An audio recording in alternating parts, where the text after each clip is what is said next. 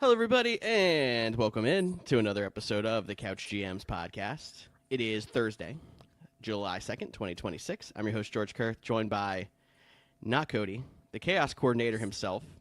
Welcome back, Kempy. It's been a minute. How you doing? Hey, good George. Thanks for having me on.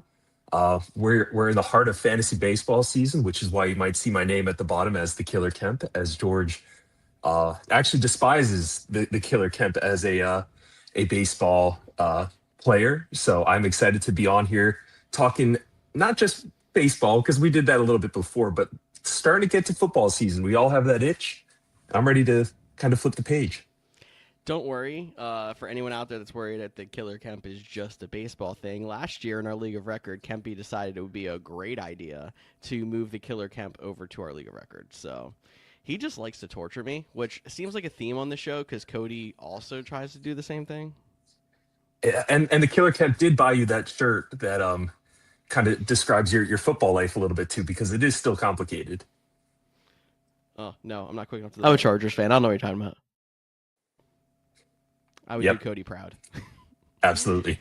He's on a boat trying to reenact the Titanic somewhere, so hope he comes back next week. But if you're missing him, that's where he is, up in Alaska. Honestly, jealous with the heat wave on the East Coast. I'm sure plenty of you out there listening can understand.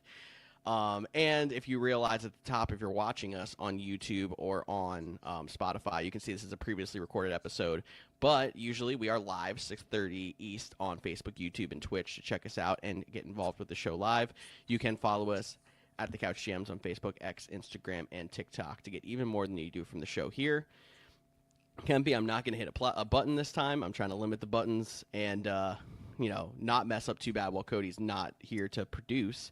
But you and I are going to have a real fun conversation. I thought you were the perfect person to have on for this show, whether Cody was here or not, just because you're the chaos coordinator.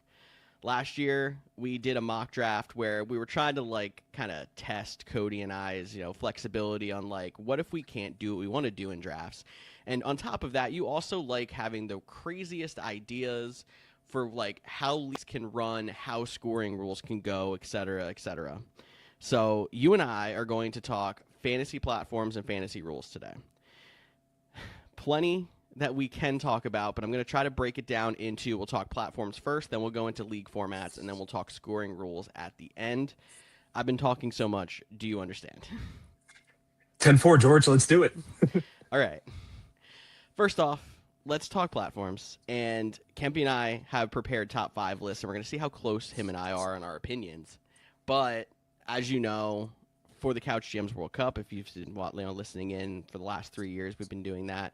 And kind of what we use for our League of Record, NFL Fantasy seems to be completely gone.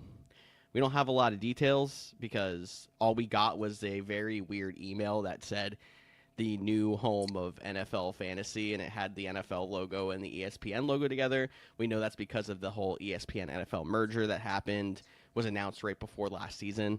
But we're assuming NFL Fantasy's gone. So while it wasn't the best platform, it was very user friendly and usually pretty easy to use. So you and I are going to have to try to figure out what we like the best, I guess, now that that's our usual platform's gone.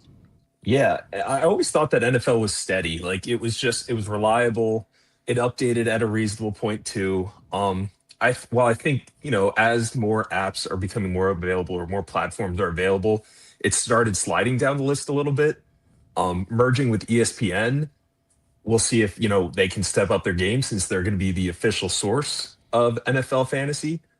Because I know ESPN, I'm curious to see where that fell on your list because they've been hit or miss for a few years, but um, I think I'll miss NFL just for it was always kind of steady. Yeah, I mean, I feel like every year we always had that one week, and it was usually week one where we're like, why is this not working properly? But other than that, like you said, updated quickly. When someone hit injured reserve, it was normally within the first 15 minutes. Oh, you can make that move, and the live scoring was pretty quick when it was when we weren't having those couple of problems throughout the year, and that's it. So yeah, I mean, NFL fantasy ranked pretty highly for me. I don't know if it still would have been my number one now if we were doing this ranking and it still existed, but we're knocking it off just by the fact that we think it is gone. And I'll say, just to tease, ESPN has gotten better over the last few years, even before this. So we're gonna see how it is now that it is combined, but we can't really take that into our rankings today because we don't know if it's going to change at all compared to last year. Yeah. We'll see what you have on your list. Let's get the list rolling, though. What do you got at number 5?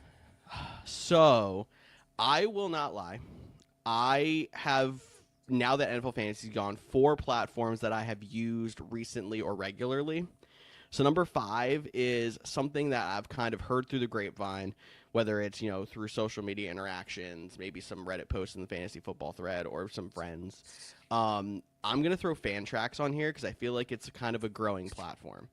And when you look at it, it almost feels like it's a sleeper, but also mixed with a lot of custom rules. Like you can, as a commissioner, you can kind of make pretty much everything you want to. You can do some of the crazy things that I'm sure that we're going to come up with later in this episode. But without having that much hands-on experience, I can't rank it higher, and I can't really tell you too much more on like how easy it is to use or etc. Yeah, actually, Fantrax is definitely one that I want to try this year. I'm in the same boat where I have a lot of the same formats, and we're in a lot of leagues together, so we're on those formats. But when I looked at Fantrax a little bit this week, it does seem like they are definitely like a sleeper. It seems like they have a lot of possibilities, a lot of availability to, or you can customize it more than other sites. It just goes down to that bar of like user friendly versus all the bells and whistles you can do. And they even highlighted like they started off, I believe, as like a fantasy baseball site. So as a fantasy baseball guy, I want to see what they have to offer. Maybe it's worth exploring a little bit. And it seems like they do pretty much every sport under the sun. Like I saw fantasy soccer in there.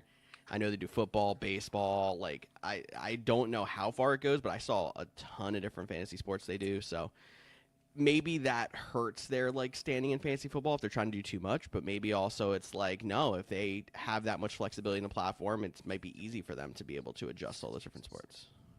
Yeah, I agree. What do you have at number 5? My number 5, I threw it on here just because, once again, I pretty much only had a top 4 in my experience. But I did play in one league before on CBS. And CBS is it's a hit or miss topic when you mention it to a lot of people in the fantasy community. For years, it was the gold standard. It had a lot of people on it. It was the site. It was like it was one of the 3 best ones when fantasy came off of just pen and paper to now a website. Yep. However, I think over the last couple of years, they have started to go downhill a little bit. And maybe I shouldn't say downhill, but they're not updating as much as I think they should be. Yeah. I think they're still user friendly. But I know this is one of those leagues where they do charge you for premium parts of the league. If you want to customize it like one of the other apps, you'll have to pay. The commissioner has to pay like a couple, I think it's $150, $180, something like that. So you're taking that out of the league fee as it is. So for that, I'm going to leave them at 5 just because of what they've done in the past. I hope they can continue to develop, and maybe in a few years from now, we're talking about CBS on the comeback. I'm interested if some of these platforms that are not as big try to take more advantage as fantasy season gets closer, with knowing that people are going to be coming off of NFL.com, and maybe they're one of them. It is interesting that like there's so many free sites out there now that with them being a paid site, they probably are at a disadvantage. But whenever I hear of CBS fantasy football, I just think of The League way back in the day, the TV show. Mm-hmm. It's just classic. Yeah, and CBS is in every market. I mean, they're in television. They have their own streaming platforms. Fantasy is probably completely on their back burner. That they're like, hey, if you want to continue to play with us, you can. If not, our hearts aren't going to be broken.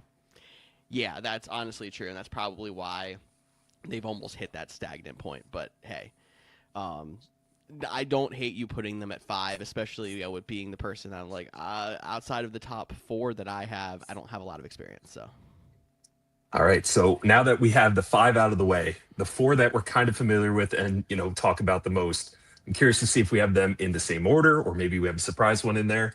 What do you have at 4? At 4, I have MyFantasyLeague, and I do as well. Hey, okay, so we can see if our thoughts are the same. I think it's great because of how much you can customize it. You can even make every single league look completely different. Like, you can basically make it that your league has its own unique website. The problem is, with it being web-based, the app that they do have, I know, is a paid app, and it's not great. You're almost better off just using it web-based. It makes it a little bit harder to handle your stuff on mobile. But certain league page setups are a little easier on mobile than others. But even yet, like, the customization is what puts it here for me, because we are in, I mean, at least me, yeah, you're in both as well. We're in two wildly different Dynasty leagues, and both work super well on MyFantasyLeague because of how, flexible that platform is. So the only thing that gives it the hit is the lack of ease when it comes to, especially on mobile. Yes, and that's kind of why I think it fell down my list. I joined one of those Dynasty leagues you were talking about that Marcus runs, and it took me, I would say, the first year to really just get comfortable with all the settings because everything is there. Marcus is a great commissioner of that league, and he has it all laid out. You just kind of have to find it a little bit at points, because I think they have about 7 or 8 like headings, and then under those 7 or 8 headings, you can open up 20 more pages. So it's great. Not the most user friendly, but I love the flexibility that you mentioned. Like, you can have 2 very different leagues that all have extremely different stats, positions, even contracts associated with it. So I do love my fantasy league being on the top 5 at least. The other thing I'll say about it is usually a paid experience as well, but I think it is cheaper than CBS, if I'm not mistaken, or it's somewhere at least right around there. I know that it's not that big of a load, because normally, like, our commissioner puts it onto us, like, you're paying league fee and then the rest of it goes towards, winner, but it's not actually that high of a price. So that's good. But yeah, I think the coolest thing about it is how you can make your league look completely unique to every other league. Like, every other platform, it's like, oh no, every league looks the same. Like, you're in the look of that fantasy platform. With my fantasy league, it's like, no, your league is its own unique website, essentially. Yeah, I think it's awesome to see that. Yeah, for sure. Why don't we dive into number 3? Because we talked a little bit before. I think we know one, but 2 or 3 might switch. So what do you got? It might. So my number 3 is still ESPN. So I had taken a couple-year hiatus from ESPN before last year. Last year I jumped back into a league on ESPN. I'm like, hearing the thing that NFL might go, maybe it's good to see how much it's changed. And I'll say, like, it feels like it went from being in the year 2000 to actually being in the current time. They've done a really good job of, like, updating it in that way. But there's still certain things about it that feel very, what's the best way to put it? Tight, or like there's not much you can do. There's not as much customization. And maybe that kind of thing ends up being the now current NFL fantasy. Like, we liked NFL fantasy because of the ease, and if ESPN can get better at the updating things faster, maybe it just becomes the platform for people that want an easy and free experience. Yeah. So I have the same exact ranking as you do, which could be scary for the rest of the 2 we have here. But I have ESPN at 3 because I think, like you mentioned, they came a long way in this past year and a half, I'd say. I look kind of ranking these. I was looking at the projections that they provide. Are they accurate? Because there's nothing more frustrating than when you're like, oh my God, I'm supposed to kill this guy this week. Like, oh, that's because my running back is projected 37 points or however the scoring is. And they only score, 15 to 16 points. So I think they're getting better at the projections. They're becoming updated more live on a Sunday. Like, I can rely on them to let me know if someone scores a touchdown. Being on all these apps, I usually am there on a Sunday afternoon going, okay, oh, Yahoo just updated, Sleeper updated, my fantasy league updated. And I think they're doing better at it. They are still one of those apps that when I go on for waivers on a Tuesday, Wednesday morning, that they're usually a little behind. Like, they haven't fully registered yet. And I'm up at 6 a.m. checking, but I know a lot of the other apps have. So that's one thing that I think they can improve on, is just making sure the user has the best experience possible for for all times. But I do think they're on the up and coming, especially with bringing in NFL. Yeah, I also want to preface this one with with Kempy and I being so deep in fantasy, like we're probably way more critical of some of these things than some of the listeners will be. So like Kempy, teacher up at 6 a.m. on a Tuesday or a Wednesday, is like waivers I need to see, and it's not updated yet, and you're like, God, as opposed to like someone else is like, I check my waivers Wednesday night when I get home from work. I don't really care. It's fine. Yeah, I need to know if I have the guy. I want to dive in the market right away. Yeah, Um, exactly. but But like I said, ESPN is definitely. I'm hopeful. I don't want to put too much in like stock into them taking in the NFL fantasy app. But if they are really making this run, they could do great with it. yeah, I want to see them make a couple more updates, but I'm very optimistic with the changes that they've made the last few years. But I almost think I don't want them to change a ton at the same time, because with NFL fantasy leaving the niche of the simple reliable site, I almost wish ESPN takes in that niche of being the simple reliable site, because my number 2 isn't really complicated, but I think there's a little bit more depth to it than ESPN, and that's Yahoo. Hmm. Because Yahoo, again, pretty simple. I'm not a massive fan of their interface since their most recent update, but I know I'm very familiar with it because that's also where we play fantasy baseball. Their fantasy football is very similar. But the thing that I like about it, and I do think you have to have a premium, but it's nice that it exists.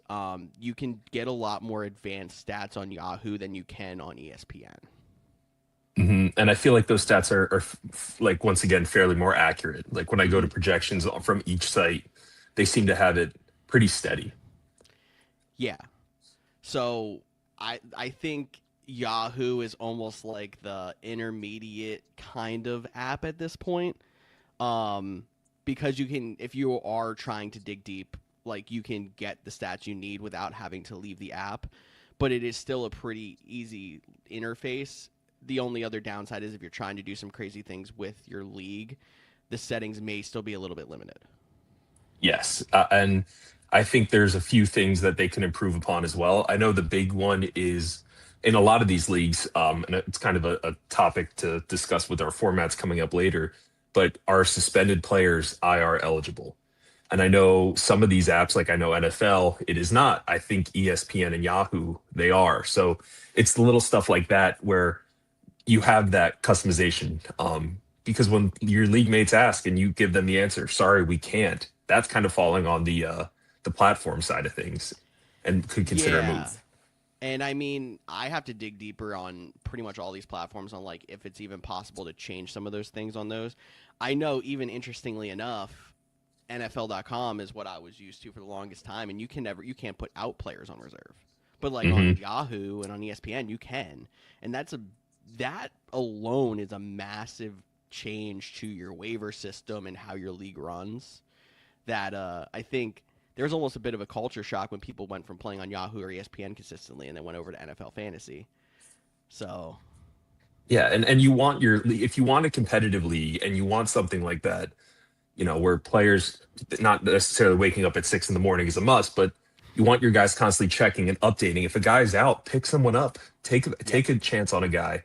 You're rewarding a player that has the wherewithal and the knowledge to go make a move. You don't want them to be punished because you're like, oh, I have 3 guys out this week. They're not on IR, and I can't even, you know, make a move. Yeah, exactly. And I mean, I know there was plenty of times when we played on NFL that was like I would text you and be like, my bench has 3 bye weeks, 4 out players, and then I have 2 people that are actually on reserve, and so I'm gonna have 0 bench points this week, and I'm starting this dude off free agency in my flex because I got nothing. Yeah, and I know there were times I would text you as the commissioner and be like, George, I think you told me this last year, but out guys can't be put on IR, right? Like that's not a thing we can change, and you had to explain it. I'm sure you probably had to explain it to a few league mates as well. Yeah, exactly, and a lot of the Couch GMs World Cup members when we first went on to that, but that times are changing, and it seems like there's a lot of rules that have changed since even you and I started playing fantasy that are now standards that were like dreams almost when we first started playing. But like things like that now have become standard, and it's like people don't even bat an eye at it now. But platforms like NFL Fantasy before they went out, like that was they were in that standard and they never changed it. Yeah. And I think Yahoo at number two, and I mean, we had 2 through 4, the exact same. I Yep. think Yahoo stands as the simple man's app. Like you can invite your coworkers that don't know much about fantasy football, they'll still be able to operate that app pretty well. Exactly. I agree with that. So, number one, I'm assuming you have Sleeper. I have Sleeper. Yeah. Sleeper is potentially the most volatile when you talk about it with people because there is no in between. I feel like when it comes to it, it's you love it or you hate it. And I'll admit, I've swung from the hate it to the love it side. And I am in the same boat as you because I think I've ranted to you before about like, how do you use this thing? There's so many buttons that I don't need to go to. There's so many options and tabs, whether it's on the computer, whether it's the app. But I have definitely swung to the love it side as well. So, what are some of the reasons that you love Sleeper? So, what I will say, and it's kind of trickled down to other fantasy apps to an extent, but Sleeper still has a lot of things it does on its own. When they came into the space, it feels like they came into the space with the mindset of we're going to innovate, which is not something you hear about when it's like, oh, it's fantasy football. What can you innovate? But I feel like Hmm. a lot of the like standard changes that have happened, or a lot of the people that are like, oh, this scoring setting now is the best way to go, or etc., have come because Sleeper is like, we're gonna push this. Um, so, like, between that, how many settings you can change on Sleeper, it might not be as customizable as like a MyFantasyLeague or a Fantrax, but it's up there. Yet there's a learning curve, but once you get through that learning curve, it's still fairly simple to use. I know that sounds dumb, but it's like it's one of those apps that it's like you have to sink a little bit of time into to kind of explore it, take a year to realize that it's like I'm going to have some problems working with this, but at the end of that year, you're going to be like I can zoom through this now. It feels just as easy to use as a Yahoo or an ESPN.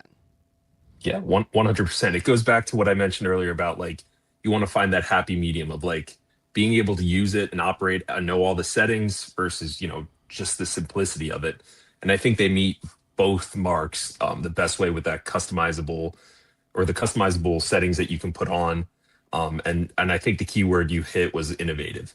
They are not giving up on it. They're not just like a CBS where they're like, hey, here's our platform, love it or hate it, we're always going to be here kind of thing. Like they're constantly looking at things. Like last year I fell in love with the auto sub feature where you Mm-hmm. can put a guy in auto sub if you select it on a setting, which takes a little bit to figure out. If a guy is one of those like game time decisions and you don't want to be at your phone or you can't be at your phone at 1 o'clock at kickoff, you can select that player, select one of the guys on your bench. If that person is out before the game, it will automatically switch those players. Like stuff that I would have never even thought of in the last 5 years. Like they are already ahead of the game on it. So I'm looking forward to what they're going to continue to do as well. 100%. And I think that's the biggest feature that, like, when that first came out, people were like, what are you doing? And then I don't think I've heard a single player who's played in a league with that setting on that has complained about it. It was Mhm. one of those, like, people are resistant to change, but once you did that, you're like, this is a major quality of life update. Yeah. And it really opens up. I think it's the best too for both the redraft leagues as well as the dynasty leagues. If Hmm. we're talking pure dynasty leagues, my fantasy league I think bumps up quite a bit on this list. Yeah. But sleeper just meets both the marks because you can run a great dynasty league, figuring out draft settings, figuring out players worth. And I think that they just run away with it. I just noticed even this past, actually, it was about 2 weeks ago, somebody in my sleeper league, in a dynasty league, made a 3-man trade. And my mind was blown because it came up Yo, as 3-man trade. I have had that rule in our rule book for our league of record for years, and I was like, we're allowed to do this, but like the platform doesn't help with it. So like you have to send it to me and I'll just push through trades where I have to. Oh, they made That it is perfect. so Like cool that you can actually do that. it was awesome to see. And it wasn't a big trade because I think they were also kind of trying it out a little bit. But that opens up so much where you're like, okay, I'm gonna get this team or these guys, you're gonna get these guys, and he'll get some of my guys, and Yeah. it's awesome. So shout out to Sleeper. I hope to see some of my leagues go to Sleeper. I know it's a topic of NFL going down. Do teams or leagues just go to Yahoo or ESPN? Do they go to Sleeper? I am pro Sleeper, and if you go on their site or their app, I think you just have to play around with it a little bit. I was just on my desktop version of Sleeper. It's still not the most user friendly, but I It will say almost that feels they're like a making the strides. stretched version of the mobile, but like when you consider how often you're checking fantasy on mobile versus like desktop at this point in technology life, like it probably is better off that way. Yes. Yeah, I agree with that. And I mean, you've even seen us use Sleeper. You've worked with us using Sleeper on desktop to do mock drafts before, and like it Hmm. works very well. It looks a little different because of it almost has its mobile app set up, but it's stretched out. But like it works perfectly fine. But the other thing I'll say about it, and we didn't really talk about this the other two, also top tier chat feature, Hmm. easy to access, easy to talk to individual people and your whole league. Yahoo and ESPN have very similar chat features to like each other, and they're like okay, but like Hmm. Sleeper's got the top tier in that as well. And then the big thing I'll say about my fantasy league is like the message board where it can be almost like more like a formal chat, or like when you have a dynasty and you have to announce retirements and signings and stuff like that. Like it's perfect for that feature, but other than that, there's no like live instant message. So Yeah, props to I Sleeper there think too. they're killing around. I know somebody in my league mentioned that he started doing the sports betting portion of it as well because you can see the stats right there. There's ways that you can see their live stats and then you could bet on them right there. Like Hmm. crazy things that just seem like they're almost ahead of their time now. And maybe they started that way and I'm just kind of catching on, but I love it. I'm curious if people could comment after this video is out there on Thursday. What are your top five? Are we missing anything? Was there one that we should have ranked higher or lower? Because I'm curious on learning more platforms because maybe there's a sleeper out there and it could be Fantrax that is knocking it out of the park and it's not on our radar yet. So 100%. um, drop it in the comments. Let us know what site do you guys use and what site do you guys maybe don't like. Agreed. I mean, especially with our league of record is a free agent. I think we voted. I think that we're going to go to Sleeper, but I'm sure there's going to be at least a second vote or like some pushback. The Couch GMs World Cup is a free agent. I don't know what we're going to do for the final year of the 4-year cycle, but then into the next one, like we can really hammer down where we want to be for the long term future. But yeah, so I'm interested to see if anybody else has any other suggestions or things we're missing. That was really good there, Kempy. Why don't we touch league formats a little bit? And I know there's some out there that, like, obviously we don't have to talk about regular redraft leagues. We don't really have to talk too big into dynasties because we talk about those all the time. They're the two most common. Um, Keeper leagues also common, but I know we've seen some pretty cool ways that people have, done keepers before. So again, in the comments, if there's any cool way that your league does keepers, let us know. I'm sure there's some commissioners out there that are looking to make a keeper league or that are in it that would be interested in updating their settings or trying to find if there's a cool way to do it. I know you and I were in a keeper turned dynasty that I loved how Marcus, friend of the show, did his keeper system where it would be based off of where they were drafted and you can move them up in rounds based on how well they did the previous season. Hmm. I thought that was an awesome setting because it made it dynamic, but it also wasn't a keep forever kind Yep. of format, which sometimes if you're in a league like that, it can get pretty stale because let's say somebody drafted Patrick Mahomes 7, 8 years ago, and all of a sudden he just has Patrick Mahomes every year, keeping him in the 12th round. And it's like, all right, buddy, come on. Like we want to have a shot at that. And if he hits on two or three more of those, it's going to be tough to beat. So I think it's still keeping, but moving towards the competitive side, letting everybody have a shot um, at having those snags or having those great picks or trading them at different values. I agree. And I mean, that's good. Yeah, like you said, because you're giving the benefit of like, oh, I drafted him late, but it's moving to the point where it's like you're not going to keep him forever. As opposed to like if you have the league where you draft him, if you keep him, he's going to be at that round until you let him go. Or there's the leagues that are out there that it's like you can keep 3 players, but you lose your first, then second, then third round pick based on how many you keep. It's almost like, well, there's going to be a lot more people opting out of keepers in that case because it's like, do I really want to spend my first round pick on this? What if I pick second? If I pick second and I don't have a player worth the top 2 picks, I'm just not going to keep anybody. Yeah, and I think having leagues like that makes it entertaining. It keeps you thinking. It makes it fun to talk about because you can text your buddies and say like, "Hey, should I keep this player at this value or should I keep Joe Schmo in the 22nd round because he's still going to have great value there." Yep. And so we that talk keeps it value, interesting. value so much when it comes to drafts. It's like, this guy might not be the greatest, but if I can get him in round 15 and he plays like a round 8 player, value. Yep. 100%. So keeper leagues can be so much fun if they're done the right way, and it's nice because it's like the intro to those dynasty leagues. I know I'm going to keep mentioning Marcus because he's killing it as a commissioner in a lot of leagues, but the way he has it set up in my fantasy league, it is so abstract. We got contracts and values and different deals that can be intimidating to a lot of casual players. Having a standard keeper league where you just keep a handful of guys, you're still invested in them long term. You're adding that value. I think you can have a lot of fun. Agreed. It is the perfect, like, I've done redraft leagues before and I want to try something a little harder. That's so, if you're somebody out there who is that person, give it a shot. See if you like it. I know we can talk daily fantasy as well, too. Sorry, go ahead. I was actually going to take one step back on those casual fans. We could talk about the best ball format. Have fun drafting. Yep. Best ball is one of those leagues where you will draft all your players, and your team, whoever scores the best, is automatically inputted as your best scores.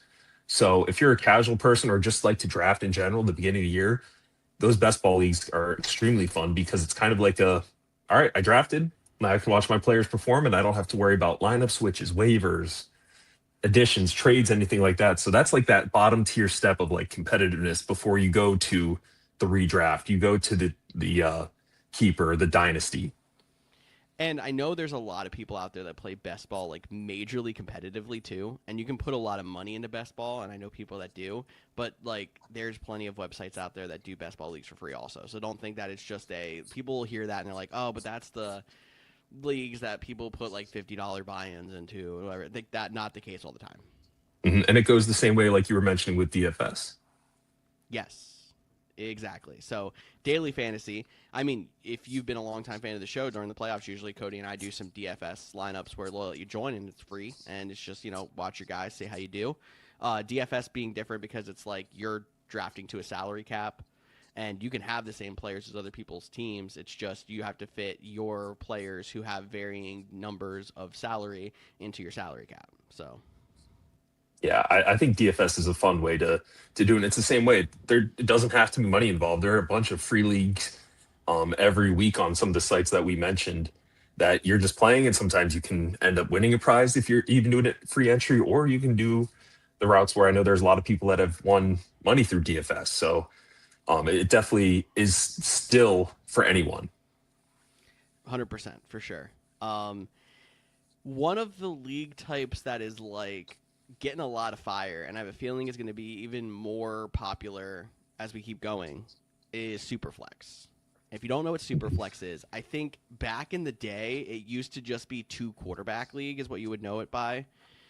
The difference is that second quarterback spot is a flex that can include a quarterback. So technically, if you don't have the second quarterback, it gives you the flexibility of still being able to play a player in there, which is good. Or maybe you're someone who didn't draft enough high-end quarterbacks and maybe have a flex who's better than that quarterback in there. But it's almost like a mesh of a 2 quarterback league. And I think in a time where we've had more relevant quarterbacks and also like people love scoring, it's been something that's been gaining some traction.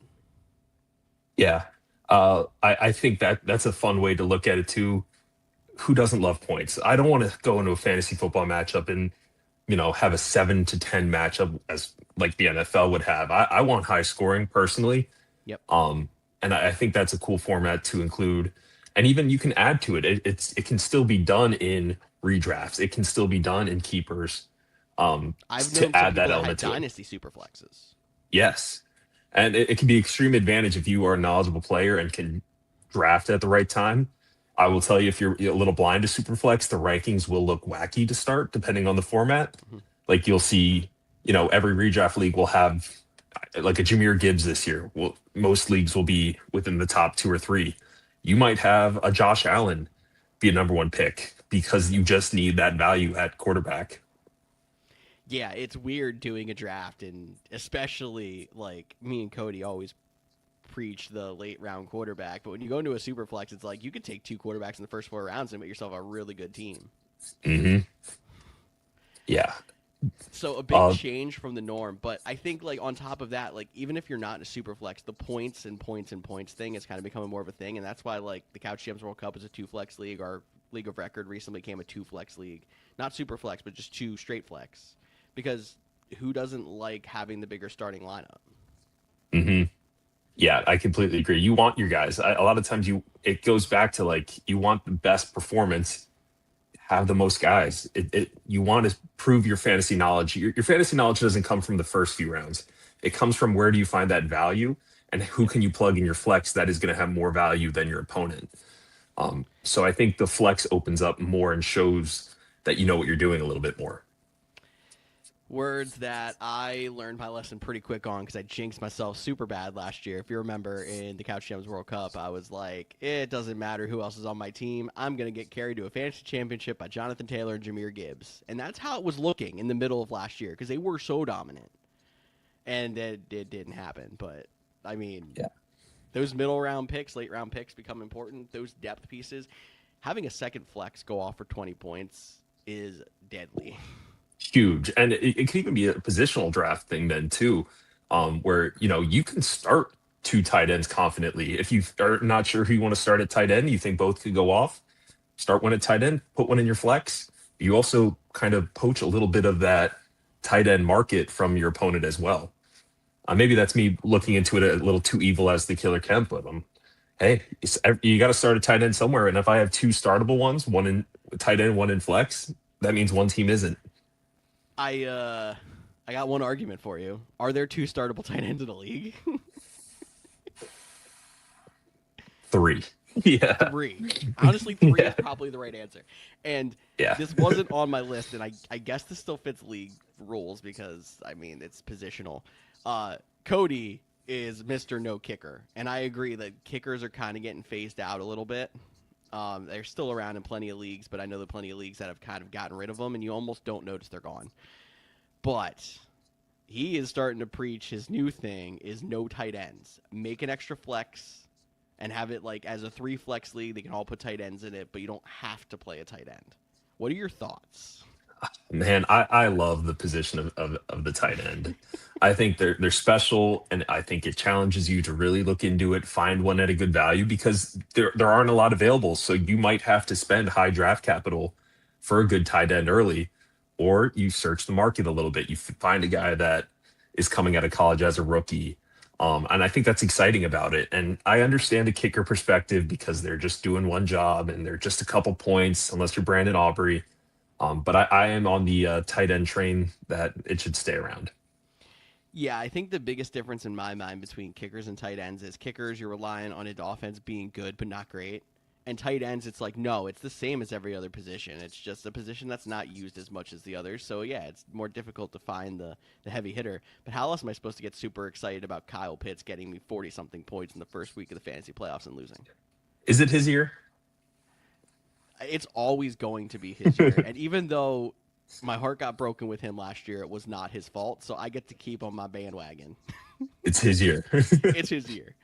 And we'll talk more about rankings coming up because we're in July, and I'm super excited to get deeper into that. But let's get back to our conversation because a couple of very interesting league types that are kind of wild, but I know you participated in one of them last year. So I want your perspective on the Guillotine League. Yeah, so it is just the free-for-all kind of league a little bit where you want to be that highest scorer every week to survive. You want to put the best team out there. I think it's fun too because it goes back to that balance of like it is a fantasy community. You don't always have to be in the 100% draft them or stock the draft, do the rookie drafts, do contracts or anything like that. The Guillotine League is if you're the highest scoring team, you move on every week. Even if you're against your opponent, you might have lost, but You're still the highest score out of the top 6, you move on. And there are different formats too where you could just do head to head and lose from there. But I think the guillotine makes it exciting because you're going all in to start. You want the best lineup. You won't give up. It doesn't matter about week 17 where you're not sure if your guy's starting or not. Hopefully nobody's playing week 18. Just another message out there. So start your But guillotine leagues with 17 teams. yes, uh, and just go for it from there, because it makes it fun from the get go. And then the league could be over only 10, 11 weeks in, and all of a sudden you're can focus on your other leagues if you're in them. So I thought That's that it was very true. fun. You don't have to go all the way to 17. I know a lot of people, like the examples, it's like 17, 18 team leagues, but no, you can run them with 12. That's a good point. And then you can turn your attention somewhere else. It was just, did you have the best team for those 12 weeks? And I think I'm in one league that I want to mention too, where they have a guillotine built within the actual league itself. It is a full, 17-week season. You have the 3 or 4 week playoff. I might use there, something like that. Mine's in baseball, but they have the format like that, and it's just kind of keeping track in the background. The commissioner does a great job of like, okay, this team had the highest. These were the highest scores. This team was the lowest. He's out of the guillotine version of it. And then there's a little payout at the end that they do as well. And that league also does a nice job with payouts for first, second, third. Did your team make the playoffs? You get your like half your buy-in back. They'll give money out for the highest scoring team of the season. They'll give money out for the highest scorer of a week. So there's some definitely cool elements that you can do with different buyouts to keep people engaged for shorter parts of the season or the whole thing. I think a lot of people probably get turned off by that, especially if they're more casual players. So they're probably like, oh, it's probably like $100 buy-in league, but it doesn't have to be. Mm-mm. You can do that kind of thing with a $20 buy-in, a $40 buy-in, and the numbers will be lower, but I like it because it's like a person cannot do well and still have 3 different ways to like win their buy-in back or even win money in the positive, and that's the kind of thing that keeps people competitive the whole year, which is always what we're looking for. But at the same time, when you have rules like that, it's not really even taking away from the integrity of just the league itself. Like your still goal is to make the playoffs and make the playoff run to win the championship, but then there's just like hidden checkpoints that you can earn without changing your goal or how you strategize for that. Yeah, I think it's a fun way to, like you mentioned, keep people invested, because there's nothing worse than nobody setting their lineup on week 16 and they're out of it. They know they're out of it. They can still throw up a great week and be the highest scorer that week and end up winning a portion of their buy-in back. So, and like you mentioned, doesn't have to be big. Just divide the numbers, keep people invested. 100%. 30 seconds of baseball talk. What is happening to Livy Dunn's boyfriend? Is he being lit up right now? Oh my God, yeah. Ooh, I like to see it. Yeah. We're representing Phils tonight. 8-2. If you guys want to try to figure out exactly when we recorded this, you can really be internet sleuths. But back to this. So guillotine, I like the idea of building the guillotine into a regular league, but the idea of just a guillotine as itself is cool. One of the most chaotic league types that I've ever heard is what I have next on my list. And I don't know if you've heard of this or not, but this feels like it's right up your alley, and that's the Vampire League. If you don't know what the Vampire League is, you have, say, a 10 or 12 team league. One person randomly drawn out of a hat gets to just not draft. They have to pick free agents up at the end of the draft. And you're playing against everybody in the league, similar to the Guillotine League. You're just trying not to be the lowest. You're trying not to be the lowest scorer. The Vampire, whoever they beat in a week in week scoring, they get to take a player off of that team. So at the beginning, the Vampire stinks. The Vampire might go 4 or 5 straight weeks with being the lowest scorer. But as soon as they start beating teams and getting top end players off those rosters, they probably become unbeatable. Mm-hmm. And I know there's some formats as well, and maybe it is the format, but the Vampire can only make moves. The other teams their lineups are either locked or they are limited on how many moves they can make.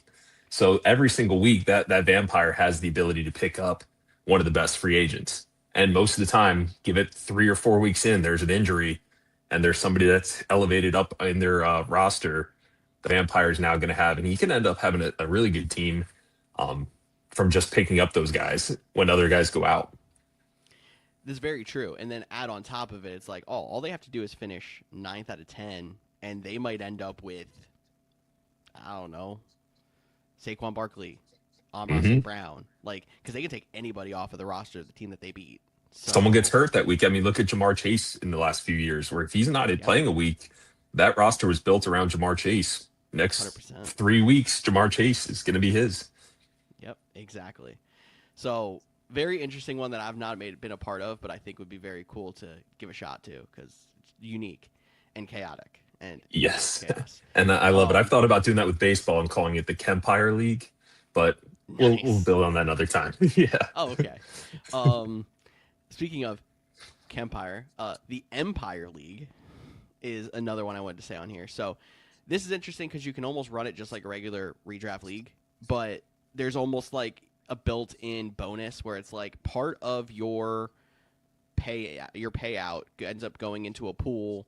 It'll roll over until there's some different rules. I've heard first back-to-back champion gets the Empire payout, or you can run it where it's the first team to win 3 championships in the life of the league will win the payout. So, I mean, I talked to Kempy about this before the show. So, like, you have a chance that, like, you can just run a regular redraft, have some fun, but, like, a league could run for 21 years if it's a 10-team league, and then someone finally wins that 3rd championship, and they get a heck of a payout 21 years from now.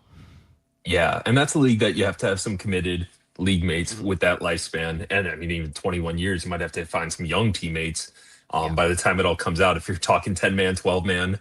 But it definitely is, it keeps you invested. It gives you the purpose to come back. You can even change the format of that league, whether you want to have it a dynasty, a redraft, a keeper. There's a lot of ways that I think you can add that element to a league you're already in. Definitely. And yeah, like it almost similar to how you were talking about like your money payout league and they had the guillotine built in and stuff. This almost is like a longer term version of that. Hmm. And plenty of trash talk. If you have a group of guys that's been doing this forever and you're like, just want to add it in, bump the buyout $5 a year, $10 a year, really just like build up a massive pot, like you could do that kind of thing. It'd be really cool. Yeah. I would be interested in joining one because that does sound pretty cool to add another mix, especially since we're guys that are in, what were we at last year, George? I think I was at 8 leagues, And I was at something like 7, so that. yeah. Yeah, yeah. So something to just mix it up, and luckily it is with those 8 leagues. Everything is fresh. It's not just all Mm-hmm. redraft. It's not all dynasty. So adding something like that, it's still exciting. It's still, there's a different purpose behind it. Yep. And kind of like all of those that we mentioned, whether from best ball all the way to the Empire League. They're all fun things that you can add. You can mention to your commissioner, see if there's interest of your league mates. 100%. Last one I have on here, and you can almost use it as a lighter version of the Empire League, is something that sparked a much bigger thing here, and that's the World Cup format. And right here, World Cup in full swing. It's every 4-year cycle. You can almost run it where you have your buyout, and like every 4 years, that 4th year is almost like a bonus year. The person who wins that 4th year gets the bigger payout, gets that jackpot that's ramping up for the first 3 years. Same exact idea as the Empire League. It's just it automatically pays out on that 4th year. Hmm. Yeah, I think that's awesome. As somebody in the World Cup finale this year, if you're watching this video and you're one of those other teams, good luck. But I hope you lose. We also ran that World Cup a lot different than how the original World Cup format was meant to be. It's meant to be just a normal redraft, and then that 4th year, it's just bonus. This one, we have 3 10-team leagues competing against each other. Champions and best performers go into the championship bracket, and then that 4th year is a Champions League.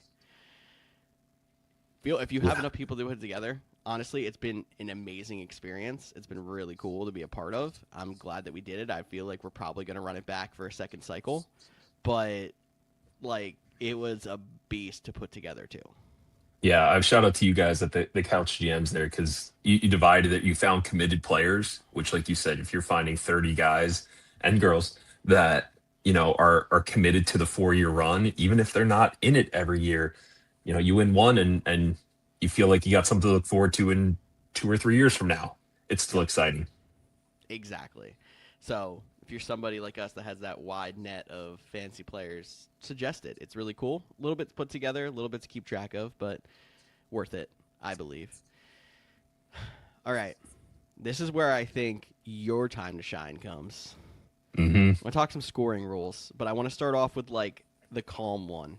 Yes, I agree. Because back when we first started playing, standard leagues were the answer. It was like everything was, you're just doing standard scoring. Soon after, PPR became the standard, getting point per reception. And I think like the leagues that I was in, our league of record that's now been running for, I think it's 13 years. Started as a standard, went to a PPR for a whole one season, and we're like, feels like it makes running backs irrelevant. And maybe that was just happened to be a one-year thing, but I know that we weren't alone in that thinking. We were one of the early adopters of half PPR, half point per reception. And now I feel like that as things are changing, it's gotten a lot more wind. So like, is half PPR your favorite way of scoring when it comes to like PPR standards, and why do you like it? Yeah, and maybe this contradicts to what I said earlier about I love scoring, I want points, I don't want low scoring matchups. But I think it's also important that you balance out that scoring in the best way.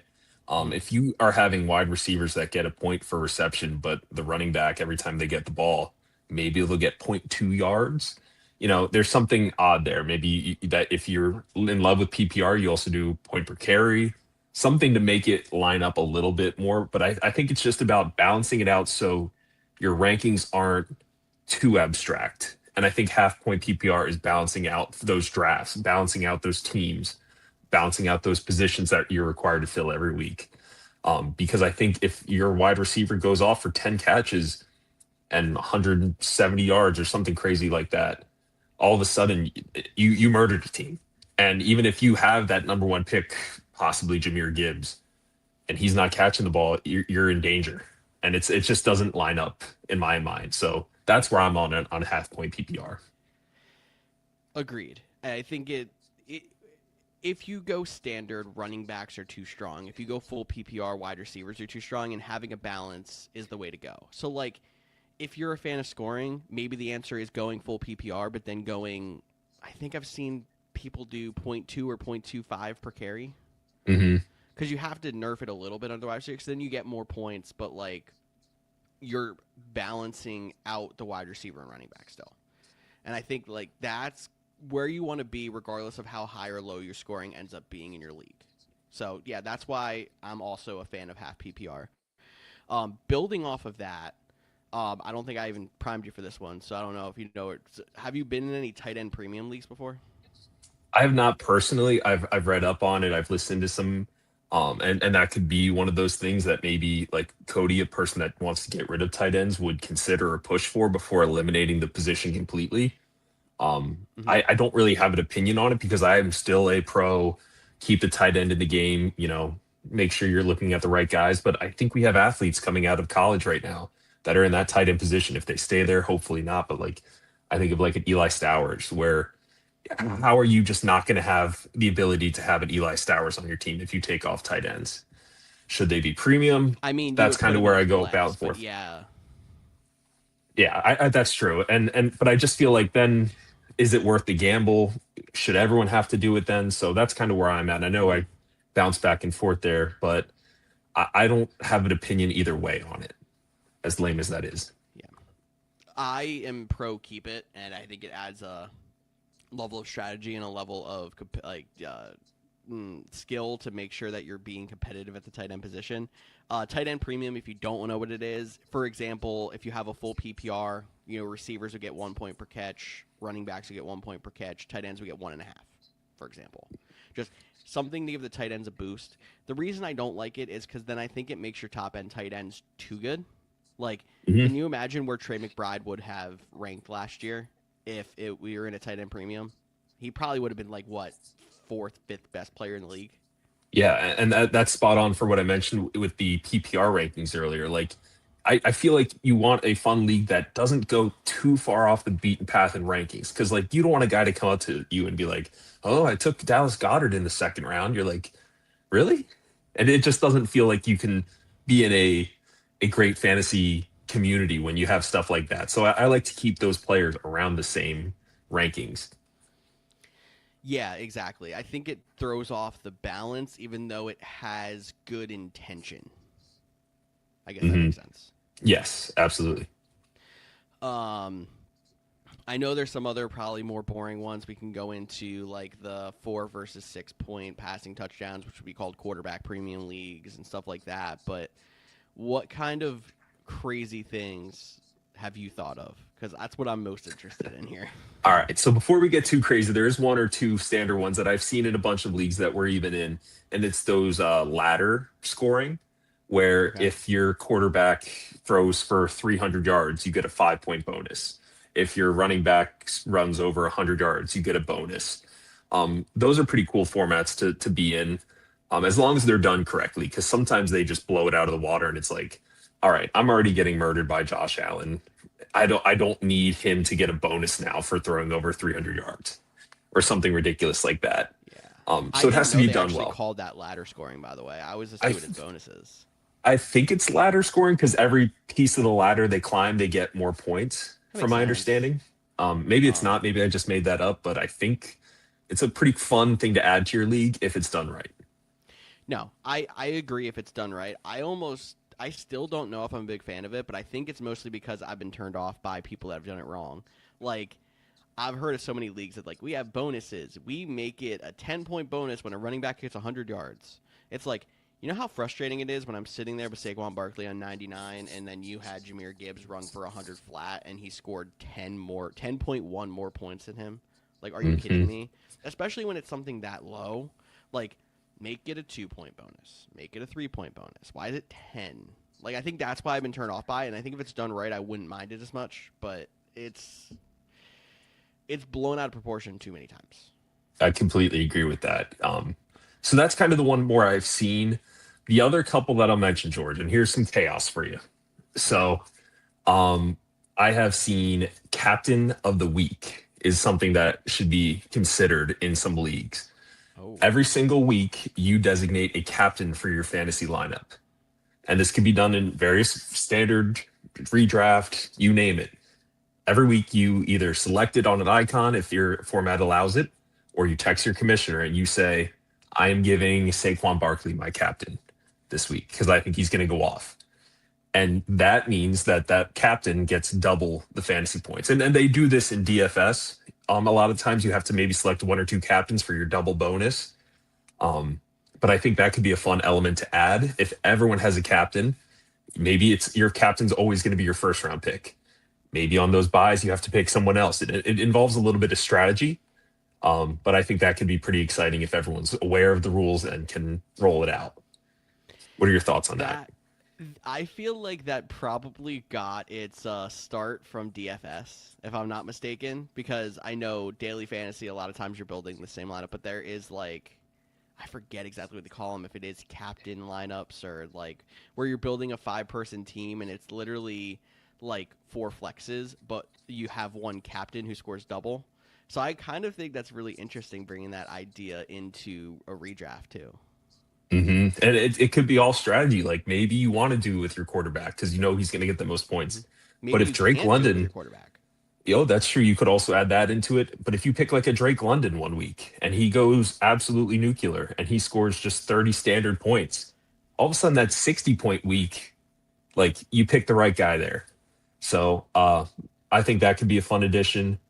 The other one I have in here, and I've talked about this, it kind of fits with scoring, it kind of fits with formats and things. And I've talked to you about this before, but it's mulligans. So in a league that there's frustration, there's timing, whatever it might come down to, you have a lineup, but you forgot to take a guy out. Shame on you if you do that. But you have a guy that gets injured in the first quarter and he puts up a big goose egg in your lineup, or even just doesn't have a great game. You would have one mulligan to use within a year to replace your player. All right. And I'm still lining this up a little bit because this is just my chaos brain going. But your opponent would also have the opportunity to kind of mulligan again, which would like take yours away or you would get it back if you didn't have to use it then. But it essentially is just like making it a best ball week for you.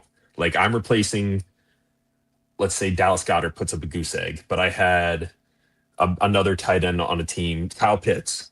He had 8 points. Well, I only needed 7 points to win. If I put Kyle Pitts in there, all of a sudden my mulligan is used. I win the week. My opponent, on the other hand, has the option, if they still have it, to use the mulligan to make sure that they still secure a win if they could. If not, it kind of goes in the air. That would take a lot of managing from the commissioner.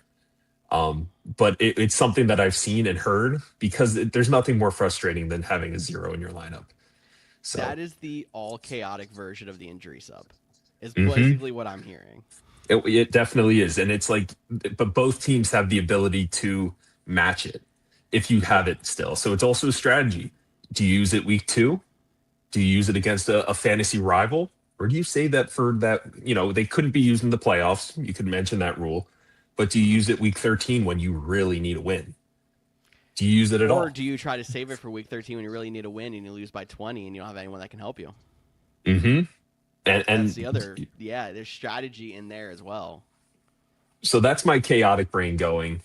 And I think the last one I would actually like to see it done is a Guillotine playoff league.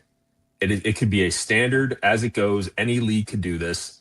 We're just kind of managing the platform if it accepts it. So maybe not on like CBS, but it is basically a free-for-all. You have the option as the commissioner then to determine, okay, these 6 teams made the playoffs. Do you give 2 first team the bye and they go on the next week, or do you have them all 6 together? But it is just a who scores the most. The top 4 out of the 6 in the first week of the playoffs move on. Then the next week, the top 2 out of the 4 remaining move on. And then it's a championship match, because it takes out the element of matchups. It is just rewarding the best team that is left at the end and has the best stretch of the playoffs. Because there's also that frustration element when you're in those matchups where you're like, I scored 120. I would have beat everybody in the league right now in the playoffs, but the one guy I played. So it is something to consider as well. But I like it. Mm-hmm. I almost like it if you mix it with a bye, though. 16 playoff, 4 play against each other, top 2 move on. Play another 4, individual 4 play against each other with the 2 byes jumping back in, top 2 move on. I think I like it a lot if you do it that way, because then you're still giving the advantage to the people who got the byes, but then you're also being like, if you want to win in the playoffs, be in the top half of your scoring that week. Don't just go beat the person that you're trying to beat. I think it gives you a more consistent champion. And I know that's like that kind of thing is always the argument for like median scoring too. If you've heard of median scoring, you would play say 1 game against the person you're facing, and then you'd also get a second win or loss that week based on did you score in the top 5 or the bottom 5 of your league, or 6 if you're in a 12 team. Yeah, I'm in a few of leagues like that, even in fantasy baseball in like a points league, and that makes it fun. And sometimes you get 2 wins a week, so it doesn't line up schedule wise, but like you can go 2-0 a week, you can go 1-1, or you can go 0-2, and I think that's fun because it doesn't penalize you for just not, or it doesn't hurt you as much. What am I getting at?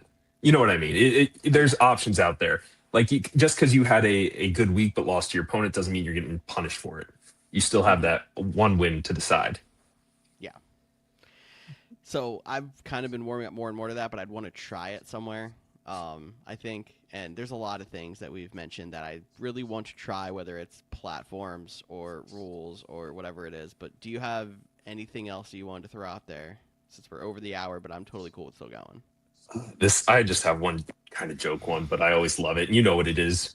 I was hoping you'd say it so I didn't have to. Is it this one? Because I have a lot in my brain, but quarterback tackles. Just quarterbacks. Just quarterbacks. And how much do they get for a tackle? Oh, you could make it millions. Because there's just something about when a quarterback throws a pick that they have to go chase that guy down.